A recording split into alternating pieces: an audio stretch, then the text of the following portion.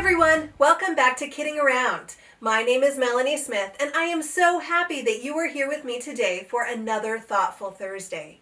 As you know, on Thursdays we do all things related to kindness and putting kindness out into the world, and I am so glad that your heart has brought you back here for another Thoughtful Thursday project. Today we will be making stuffed hearts to give to neighbors and friends. Before we do that though, if you like what you're seeing here and want to follow along with all of Kidding Around's videos, please make sure to subscribe to our YouTube channel. And also, if you really like what you're doing here, please share us with your friends. Thank you so much. So moving on to our Thoughtful Thursday. If you are in the United States, happy Thanksgiving. It is Thanksgiving Thursday, and it is a perfect day for a thankful, thoughtful Thursday lesson, don't you think? All right, well, what you will be doing today is you will get to make these little heart pillows, and you will get to give them to friends and neighbors, maybe even people like mail carriers, to let them know that you are thankful for them. You can also color this card. It's on a link below this video, and you will be able to give them this card and this little heart pillow, and I am sure that you are going to just simply make people's days when you do that. You know, I have thought that I might make a couple of these hearts and put them together with a loaf of pumpkin bread and the card, of course, and then I will leave them in a basket on my neighbor's step. Don't you think they'll be so excited to come out and find that surprise? Another thing that I might do is I might actually put one of these in my mailbox, so when my mail carrier opens the box to put the mail in, they find one of these for them and then they can take it home. I think I would love that if I were to just happen upon a surprise like that. All right, well, so let's get started making these thankful hearts. To do that, you will need a few supplies. You will need some fabric. This can be scrap fabric, or if you don't have any fabric, I've posted a link below this video to this set of fabric, which is fun and Thanksgiving-ish, and it's all the perfect size. You will also need some of these poly pellets. There's also a link below the video to this. If you don't have these or don't want to purchase these, you can also use cotton balls or cotton stuffing to fill these hearts. But I think it's kind of fun to have these poly pellets. It gives these hearts some weight, and they're just kind of fun to play with when they've got poly pellets in them. And then you will also need a pair of scissors. You'll need a clothespin, or maybe a couple clothespins if you're planning on making a few of these hearts, a Sharpie marker, a funnel, and some fabric glue. So let's get started. So the first thing that you are going to do is you are going to pick your fabric. So this can be fabric from anywhere. You know, I had some old sheets that had holes in them and we weren't using them as sheets anymore, but they're perfect for this project. So this square, these two squares, are from that set of sheets. So you can find fabric anywhere. And as I mentioned, there is a link below to this set of fabric, which is really nice because it's already cut for you and it's double-sided fabric, so you don't have to worry about the right side or the wrong side as you make your pillow. It's not that hard if you have one-sided fabric like this is, but this is just, it takes a little bit of the thinking out of it. But again, you can find fabric anywhere. I am positive that you have fabric in your house. Okay, so the first thing that I'm going to do is I'm going to cut 2 squares of the fabric that I will be using. So I have 2 squares here of this old flannel sheet. And then what you're going to do, if it is one-sided fabric like this is, you are going to put the right side, that's the side that you would imagine being up if it were sheets on your bed. So the right side is the side that you plan to see when your pillow is made. You're going to put the right sides together.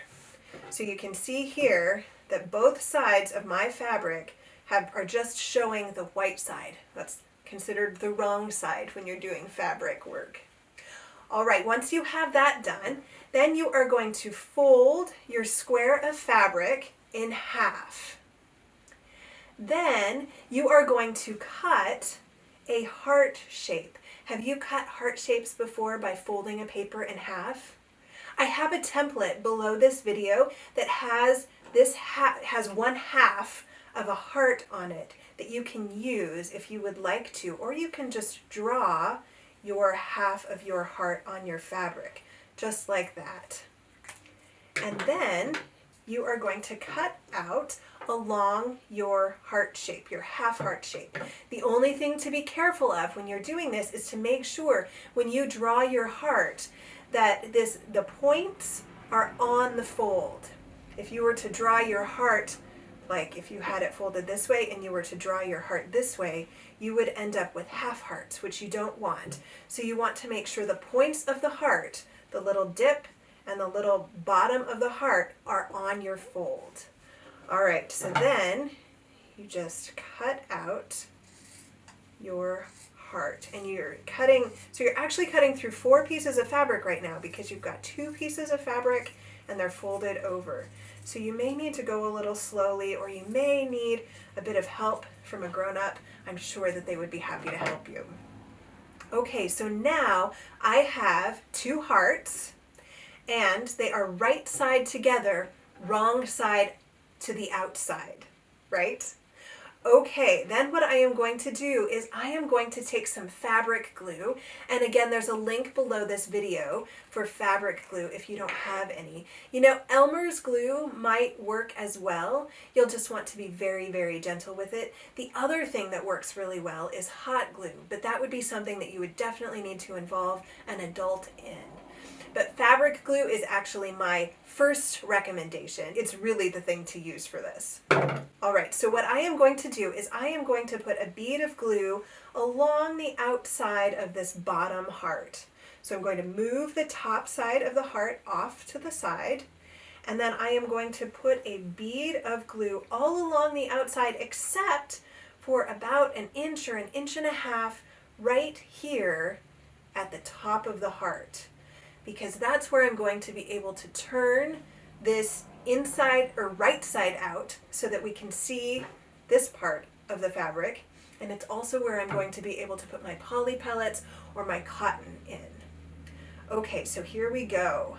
I'm going to try my best to get as close to the edge as I can. And I'm just going along here as best I can. It does not have to be perfect, but the closer to the edge you stay, the bigger your pillow will be. Okay, and now remember, I'm leaving that space open. No glue goes there. And then I am going to close my glue, maybe, and I am going to be able to put my top heart right down on my bottom heart. And then I am just going to run my finger along where the glue is, just to make sure that it's bonding to the fabric. All right, depending on the fabric glue that you have, you'll need to wait a few minutes, maybe even more than a few minutes, maybe a few hours, to make sure that this stays stuck. All right, so now through the magic of video, 4 hours have passed in a snap. All right, so now once your heart is dry, you are going to turn it right side out. So we are going to take this fabric, find the hole, and then we are going to gently push what is currently the inside to the outside. You want to stay gentle with this because the glue is strong, but I bet you're still stronger. So you'll just gently kind of keep pushing. It seems like getting started is the hardest part. So I am just going to keep pushing through, and you can see it's coming out, and I'm starting to see my white heart. I'm starting to see my red heart instead of my white heart. All right, so I'm just gently now pulling it through. Oh, I had a little bit more to push in there. And then I can put my finger in and I can start forming my heart. I will definitely know when it's complete because I will have a heart. All right, so make sure that you get up into the seams, gently push up against all of those, and there you see my red heart. Okay, so now it's time to fill it. So I am going to take my funnel and put it in the hole, and then I will take my poly pellets and I am going to pour some in the funnel. Now, I'm not going to pour and pour and pour and pour. I'm going to pour until I start to see them come up in the funnel. All right, so just watch here. All right, so you see I stopped right there when I started to see them coming up in the funnel. So that means they're not going down anymore into the heart. So then I just shake a little bit until the funnel is clear, and then I'll do it again. And so you'll just do this 3 or 4, 5 or 6 times. I don't know, it depends on your heart, the size of your heart, and it depends on the way that you're shaking and how full the heart is. It depends on all of that. All right, so I'll do this again now. There we go. And I bounce, bounce, bounce, bounce. But do be careful, because it wouldn't be very hard to accidentally pull the bottom of your funnel out, and then you would have poly pellets all over the ground, all over your table. Not the end of the world. You can scoop them up and then use your funnel to put them back in the container. But it's better if it doesn't happen in the first place, right? Okay, so at about probably halfway full, so you can see that I have used my funnel about 3 times. Then I take the funnel completely out, and holding this hole closed, then I kind of try to shake the poly pellets into the one side of the heart that I don't have the funnel in. That just gets them in the right spot, and then I can move on to filling the other side of the heart. So now I'm going to take my funnel and maybe get it back in the hole. All right, and then I'm going to start filling. I'll probably move it and put the funnel in a bit of a different place, because I have all of the poly pellets now down here in what has become kind of the bottom half of my heart. And now I'm going to kind of aim the funnel up kind of towards the top, so the poly pellets will go not in the place that I already have full. All right, so same type of thing. Pour until you see them start to fill up in the funnel, and then shake it. Of course, if you're using cotton or like cotton balls, you don't need to use the funnel. You can just use your finger. You can push it in and kind of move it around until you feel that it's filled the right way. Either one of these will be great, fun pillows. All right, you can see there's not a science to this. You just got to keep moving it till you see that you don't need to move it anymore. I know that doesn't quite sound very helpful, but I think once you're filling, you will understand what I mean. And it's up to you how full you fill your hearts. Some people will want them very full, and some people will not want them very full at all. If you fill it very full, it will be rather stiff and hard. If you fill it not so full, then it'll be kind of floppy. So however you want your hearts to feel, go for it. The thing is, if you fill it very full to get it stiff, it will be harder to close at the end. So just remember that.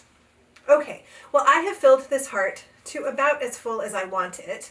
I like them very, very floppy and fun to play with. So now I just need to do the final step in closing this off so that when my neighbor picks it up, poly pellets don't fly everywhere. So what I'm going to do is this hole that I have been using to fill my poly pellets into the heart will quite often look kind of rough right there. So what I'm going to try to do is I'm going to try to fold each side in just a little bit, and then glue between those 2 folded sides so that the seam of this hole looks kind of the same as the seam of the rest of the heart. It may be better to have 2 sets of hands here. I'm sure that someone would be willing to help you. So you just kind of fold it until you can get it kind of like that. You see right there, I folded each side in, and now it kind of looks like it is a seam, but I know that there's still a hole there. But I'm going to hold it there closed with one hand, and then I'm going to drip some glue in between those 2 folds. Okay, that looks pretty good. Now I am going to just gently squeeze it closed, and I'll hold it just for a couple seconds just to make sure that everything's bonded. And then once I feel that that's how I want it, then I will take my clothespin and I will put my clothespin just along that little place where I've just glued. And then I will wait. I'll probably have to wait another couple hours until this is completely dry. And then I can take my clothespin off, put it in my basket with my bread, and take it over to the neighbor. And you see what a lovely gift you have to give to a neighbor or a friend. They are going to love that you put so much time and thought and effort into making a gift for them. You know, if I got one of these, I would put it in my kitchen because I'm in my kitchen every day and I would be able to see it every day. And every day it would remind me of that person and the thoughtfulness and the kindness that they showed towards me. Speaking of that, I would love to see your hearts. Please ask an adult to take a picture and post on our Facebook site. That way, your love and your thankfulness spreads to people all over the world. Isn't that fun? Well, that wraps it up for another Thoughtful Thursday. A thankful, thoughtful Thursday. I hope you've had as much fun as I have. Thanks so much for joining me. Thanks for kidding around with me. I will see you next time.